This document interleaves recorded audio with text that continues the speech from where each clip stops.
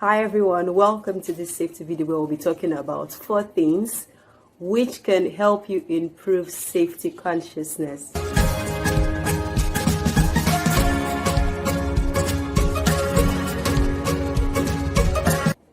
I recently created a safety education app called the Safety Chick Compass, which is a one-stop place for blog articles, educational videos, books, and so much more on safety. So if that is not where you're watching this video from, try and check it out. So back to 4 things that you need to do in order to improve safety consciousness. So we have a picture on the screen right now which shows you different situations where people are having one mishap or the other due to conditions in the environment. Now, let's look at the first picture. In the first picture, someone is falling from his seat because his seat does not have a seat handle and the seat also has tires.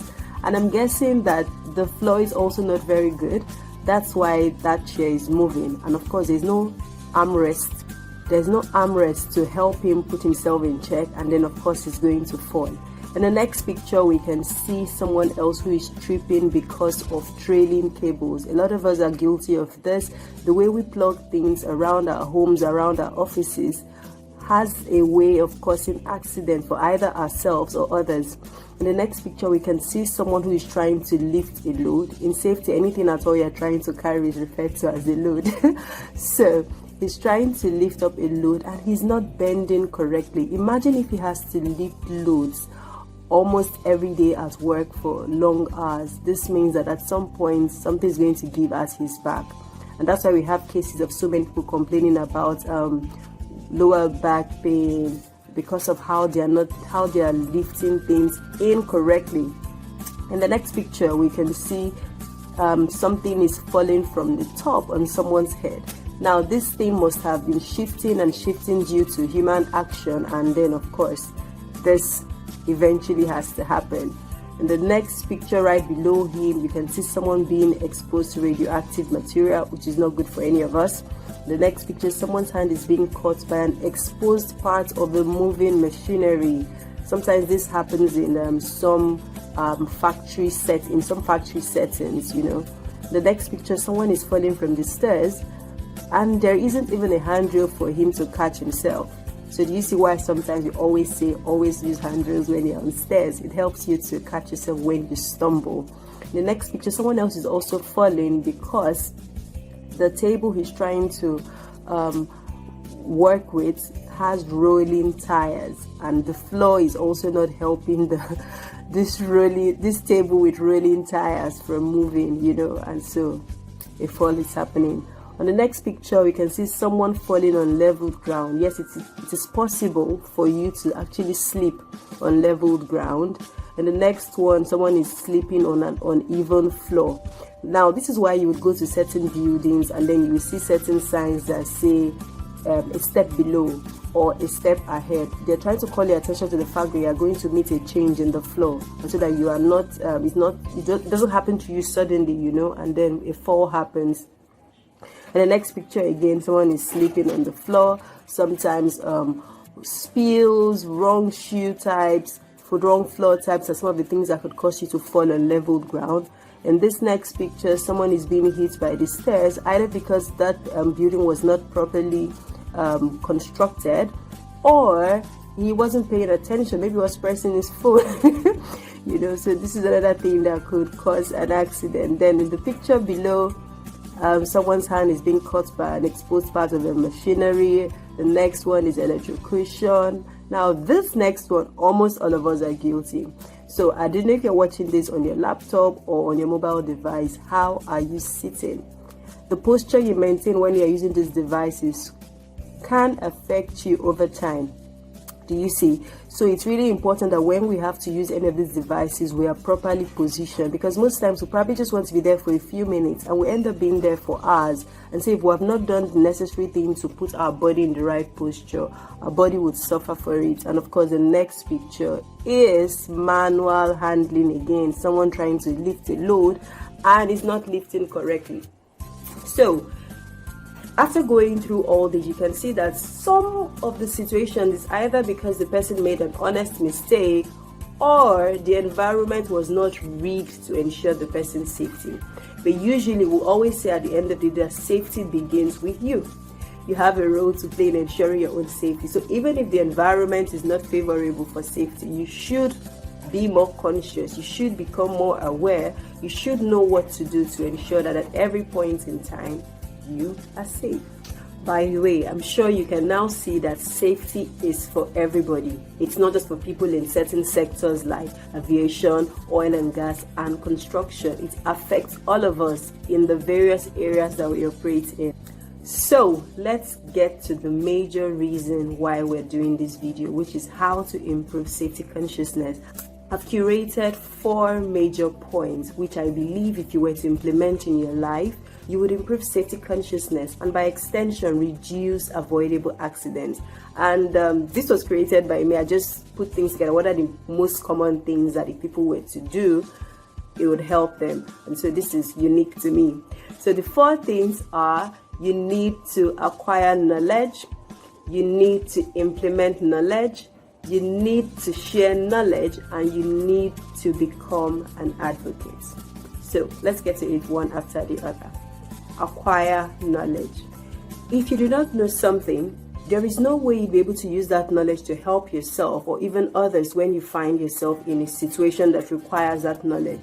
I always say it's always better to have knowledge and you do not need it than need it and you do not have it. So you might be wondering, but I'm not a safety professional. Why do I need to acquire safety knowledge? Well, the truth is you do not have to be a safety professional to be able to identify the simple things in your environment which could affect your safety and that of others. So how can you acquire safety knowledge? There are a variety of ways. One of them is books. Books are a great way to acquire knowledge, and that is one of the reasons why I wrote a child safety storybook. Okay, that's it. Yes, this one behind me.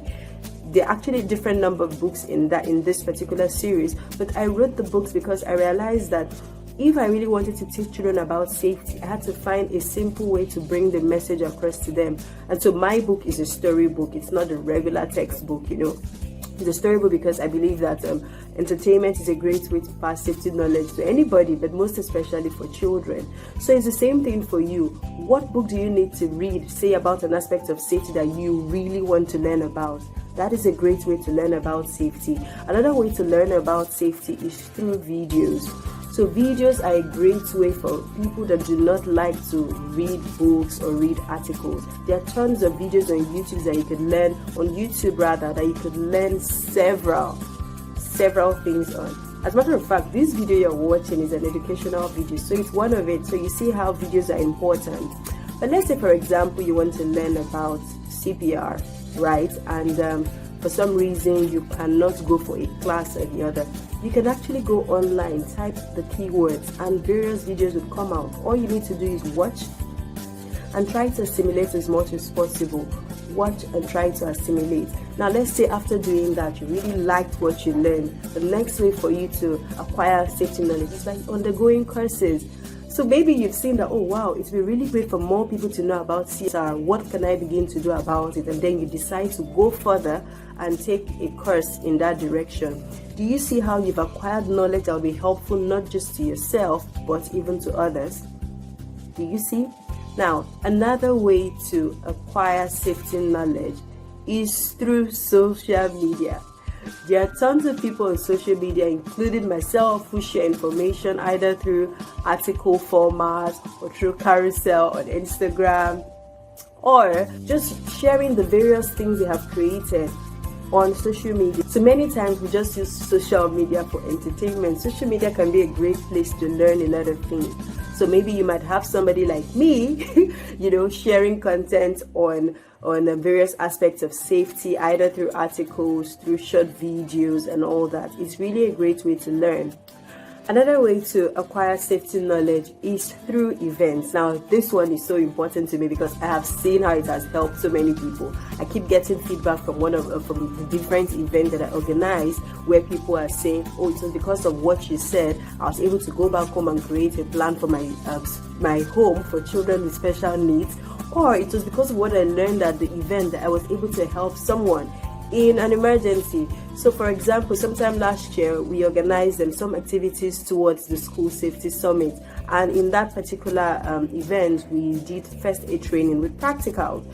And after the event, one of us was in a public transportation and somebody beside her started to slump. She was able to take charge of the situation, and the driver of the vehicle had to stop. They brought out the person on the road, and then she did what she was supposed to do. And she felt so good about it that she even had to write a Facebook post talking about how the skills she learned was used to save a life, and how even the woman whom she helped sent her a message. I think she called her some days after, so thank you so much for saving my life, and all that. So you see how events are actually a great way to learn. Sometimes when we go for these events, it's not just to show up and be part of the crowd. It's just for us to pick up things as easily as possible. Now, are you beginning to see why it is important for us to acquire knowledge? Do you see that accidents can happen anytime, anywhere, and on any type of job? And so if you do not have the right information, how would you help yourself? I always say that there are two things that are important in an emergency: knowledge and time. If you have the knowledge of what to do and you do not have enough time to act, that's a problem. If you have enough time to act and you do not have knowledge on how to help, that is also a problem. So it's really important for us to acquire knowledge. The next point would be implement knowledge. Now, I know that a lot of people are thinking implement. No, we have to share. Usually we always skip this step to share knowledge. Sharing knowledge is fantastic, but the next thing we should always do after acquiring knowledge is to implement. How can we begin to put into practice the things we have learned? What I've come to find out is that when we interact with the knowledge that we have gained, it becomes a part of us more. And so when a situation comes up, it's easier for us to act. This is not to say that if you do not implement, you will never know what to do, you will not remember. No, but the truth is, when an emergency comes up and two people are acting, one person has always practiced, has always implemented, while the other person just learned and did not implement, the difference would always be clear. It's always obvious who went the extra mile and who is just doing it off the cuff. Do you see? So this is why it's important for us to always want to implement knowledge. And how do you implement knowledge? I always say drills and role play sessions are a great way to start. So is it possible for you to get your kids together, get the students together, get the teachers together, and you say, okay, so I have learned this thing. Now let us practice. Okay, so you do this, you do that. Then let everybody see how it actually plays out in real life. You just try to simulate that an emergency has occurred, and then you ask people to take action. So those things have a way of making you internalize what you're learning. And this is why when we have certain classes about safety and we get to the point of demonstration, we always want the students to feel what we are doing, because we have seen that once they interact with that process, it makes the knowledge stick faster. So we've talked about acquiring knowledge, implementing knowledge. The next thing is share knowledge. The picture on the screen shows you what we actually do whenever we share knowledge. You can see a plant and then you can see a watering can. When we share knowledge with others, we are watering them. And you know that whatever we water, whatever we take care of, it grows, right? So how can you share knowledge? There are different ways we can do that. The first one I really like is Q&A sessions. That's a situation where after someone has finished teaching you, questions are asked to see how much you have been able to pick up. So your responses helps to identify the gaps in the knowledge. So it's a great way to even teach yourselves as adults, and it's even fantastic for children. So you tell them, okay, so when we find ourselves in this particular situation, this is how we're supposed to act. When this happens, this is what we're supposed to do. So what are we supposed to do in this situation? And then the child tries to communicate what you have said in their own words and how they have understood it. Now, based on what they say, you'll be able to know if you still need to add more information or if you need to explain better. Do you see? So Q&A sessions are a great way to pass on knowledge. Movies, they are also a fantastic way to pass knowledge. As a matter of fact, every year I organize a movie day with the Safety Chick, where I bring teenagers together and we watch a movie that has some safety knowledge and then after that we discuss. So you see, because it's entertainment, the children do not feel a burden of learning. And so when I ask them questions, they're willing to say, oh, this is what I learned, this is what I learned, and they're able to share because they've learned, but it was in an entertaining way. You see. Also, another great way to share knowledge is through songs, most especially for smaller children. You know, they're at a stage where they may not be able to read a full-blown book or a textbook, you know, but if we have simplified information to them in a song format, they're able to internalize it and remember. Every time I talk about songs, I always remember a video I saw on Instagram of a little girl singing, "My body is my body, nobody's allowed to touch it," you know, and that is because someone taught her that song. So whether it's her parents or her teacher, you know, she's able to sing it, she understands what it means. And if somebody tries to touch her body, considering she has been singing "My body is my body" and nobody's allowed to touch it, and of course she'll probably be told what to do if something like that happens, she's better able to take action. So do you see why it's important to always look for methods that suit the particular target audience that you're trying to work with?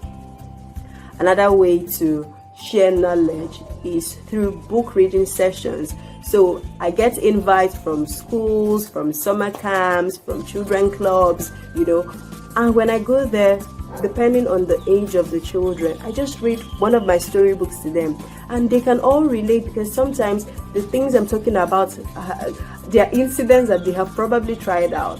For example, there's one of the stories in my storybook that says a child was trying to fly like Superman and he fell off the stairs. Now, every single time I say that, anywhere, all the children laugh, you know, they make sounds, and that is because they can relate to it, because at some point or the other, they have either tried to fly like Superman, or they know a sibling, a family friend, or a schoolmate who has tried to do that. So book reading sessions are also a great way to share knowledge. So when you pick up something, begin to think, who are the people I can share this thing with? Because, you know, it's about equipping other people, empowering them so that they are safe and we reduce avoidable accidents. Lest I forget, another way to share safety knowledge is through posters. So if you can see the posters on the wall, these are visible representations of safety precautions or safety habits I would love children to inculcate, right? So posters are a great way to reinforce safety knowledge. After teaching children, this is how to act, this is what to do. It's always great to have posters around the school premises that reminds them to comply with safety rules. Because again, remember, we're trying to do behavior modification. We're trying to ensure that they grow making safe choices as a way of life. So having posters with pictures that talk about exactly what you're saying, having posters that have short, catchy inscriptions that is just straight to the point and the children understand the messaging, it helps to reinforce that knowledge that we're trying to ingrain in their lives. So this picture was sent to me by the owner of Le Poche School.